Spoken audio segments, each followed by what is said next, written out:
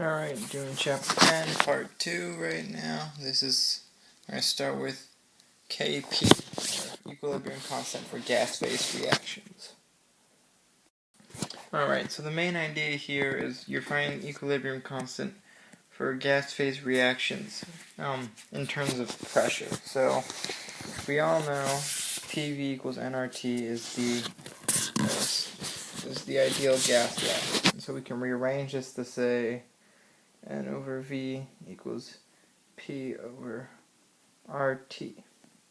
So if our gas phase reaction is, let's call it H2 plus I2 makes 2HI, or hydrogen iodide, I think, we can have our equilibrium constant is Kp, and it equals, it's going to equal the P squared of HI. And this is because there are two HIs, right? Two hydrogen iodides, so we square the pressure. And then, as always, it is pressure of product, or well, usually it's concentration of product, but in this case we're using pressure of product. So, because N over V, this guy, has concentration, right? So now we're just doing the same thing with pressure. So then, times the pressure of reactants, so that's going to be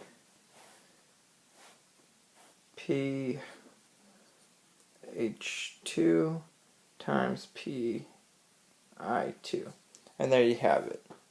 It's just a different equation to get the Kp this time, which is equilibrium constant in terms of pressure.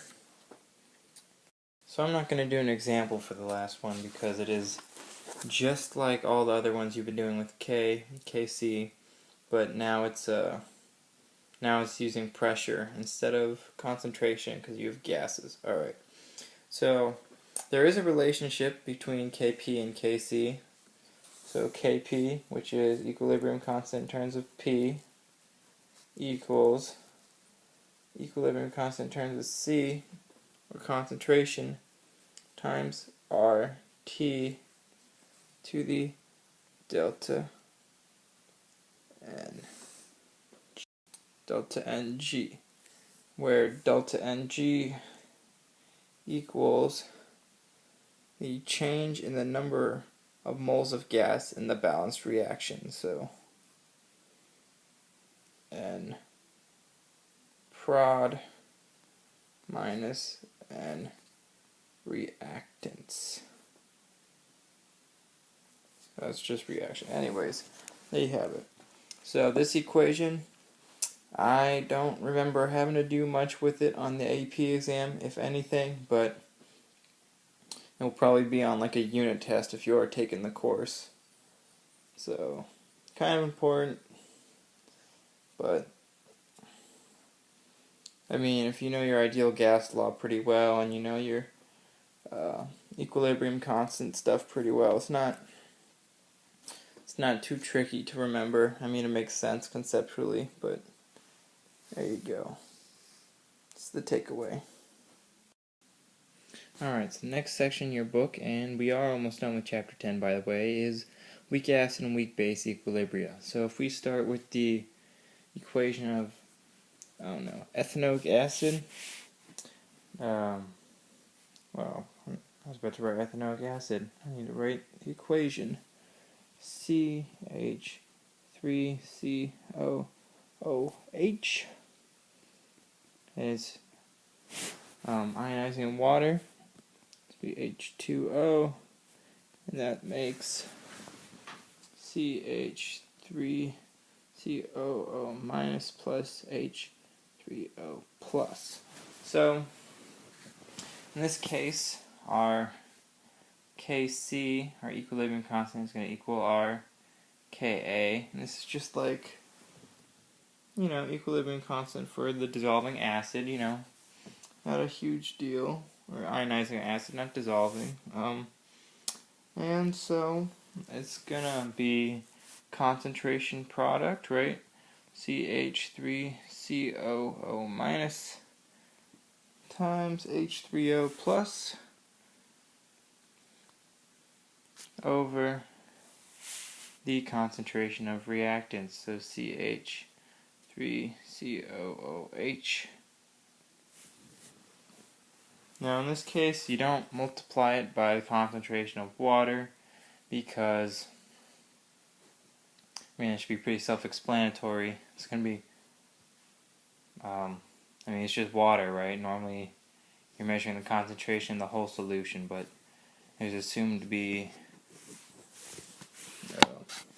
water like ever present or whatever, it's going to be much more than the acid, so therefore you don't count the water. Anyways, if it helps you think about it this way, and then you don't have to deal with the water, you can write your reaction as a CH3OO minus, not C or H, my colors, minus H, and then H plus as your other product. And that way when you have your CH3OOH, you don't even need to think about the water, because, yeah.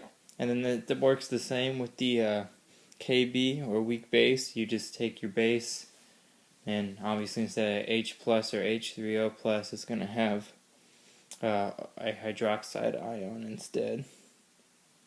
So there you go. Just the same as before, nothing new here. The bulk of the work of this chapter is at the start.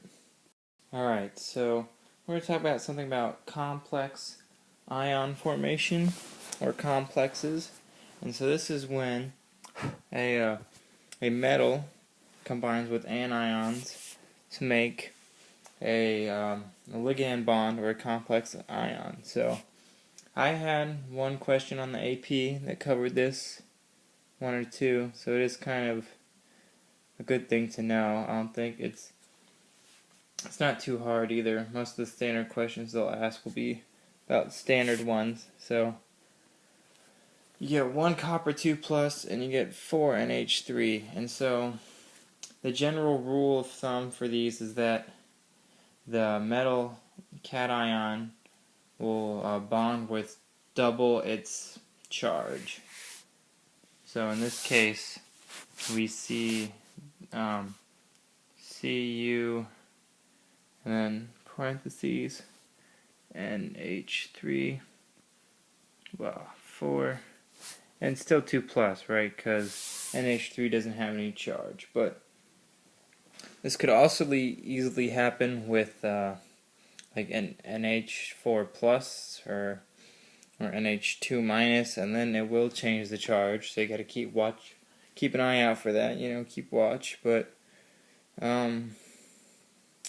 yeah. Also, there are some nomenclature rules for forming complex ions. This is, I think it's cupric ammonium or something crazy like that. I don't have the rules on the top of my head, and they are not covered in your book right now, so I'm going to go ahead and say it's not super important for you to learn the nomenclature for these. Just know that that the number of bonds with will be about double, or it will be double its charge, the metal's charge, I should say, the cation. Alright, and so if this is our equation, our equilibria, our Kc, our equilibrium constant, will in this case equal Kf, a formation constant. So we can, yeah. So, and this is going to equal Cu NH3 4 2 plus over Cu, right? Products over reactants, and then NH3. NH3. There was 4 of it, right? So that's going to be hypercubed. Alright, one more thing to know that it mentions in your book is that the opposite of formation is when this complex ion dissociates, and that's KD, and it's going to equal 1 over KF. So, there you have it. It's complex ions and ligand bonds. Not a huge chunk of your AP test, but there'll probably be 1 or 2 questions on it. Alright, so the next thing this book covers is this guy here, his principle. I'm not even going to try to pronounce this, but there you go. And pretty much all you need to know about his principle is that if you have an equilibrium and it's there's a change in chemical concentration or physical conditions, the system will respond to it and reach a new equilibrium state. So we're going to look over the next couple slides about the changes or what effects concentration will have on reactions and what effects temperature will have and pressure. So there you go, exciting stuff. Alright, so let's say this is our reaction. Well, if we increase the concentration on one side, alright, let's say we increase the concentration of A or B. So we're going to say plus A or B.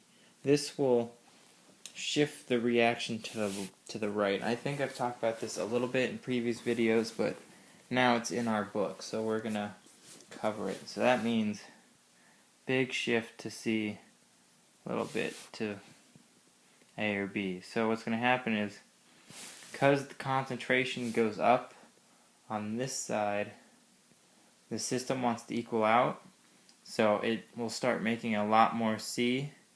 A and B will make a lot more C, and C will make a little A or B, and this will happen until we reach a new equilibrium. So adding concentration to one side will shift the reaction to the other. If you take away concentration on one side, it'll shift it that way. So if we have our, let's make a new slide, if we have our A plus B reacting with C, we subtract A or B, like concentration of it, then C will make a lot more A and B, and A and B will make a little more C, because now there's decreased concentration on the left, so that'll shift the reaction left.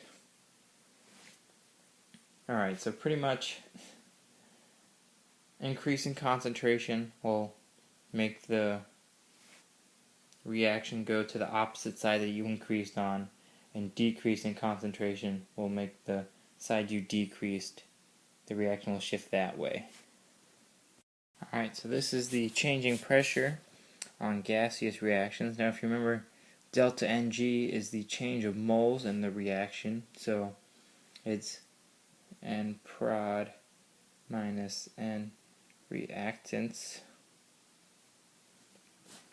Anyways, so really just learn this table. I mean, it's not super tricky. Just if you increase the pressure and you have, it's really just about like concentration. So if your delta Ng is positive, that means you're going to have a lot more products. So when you increase the pressure, it's going to really like squeeze down on those products and then shift the reaction to the reactants. Whereas you decrease pressure, there's more room for the products to exist, and you'll shift to the product. So really, I mean, it makes sense, but it's also not a big deal to learn these trends. But there you have it. This is on page 380 in the book, if you're the same book as me. But there you go. Alright, so this is the effect of temperature change. And so this depends on whether it's an exothermic or an endothermic reaction. Now, I don't think you've had the thermodynamics yet, but as you probably know, exothermic reactions release heat. And that means if it's releasing heat, it's more efficient if there's not a lot of heat in the system, because as you release more heat into a hot system, there's not a lot of more room for the heat to go. I don't know if this can make a lot of sense to you, but it's kind of conceptual idea that you can only release so much heat with the reaction that is exothermic. So if it's exothermic and the temperature goes up, the equilibrium won't work as well towards the product side. So it's going to shift to the reactant side. So that's why you see it favors the reactants in the table. And so this effect on K is just a pretty common sense thing. So if the products go down and the reactants go up, and it's a fraction of products over reactants, then K is going to go down. And you can figure out the second one by yourself, and then endothermic is kind of the opposite, right? I mean, it's taking heat in from the system. So that means it works better if there's a lot of heat to take in, whereas it won't work so well if there's not so much heat to take in, right? So when it's hot, changing temperature goes up, then there's more heat, and then the reaction will work better for the products, so it's going to favor the products. Whereas when there's not much heat, it won't work as well for the products, and it will favor the reactants. So there you have it. That's chapter 10. This is one of the harder chapters, I think, especially like learning to icebox things properly, but hopefully you got it. Good luck.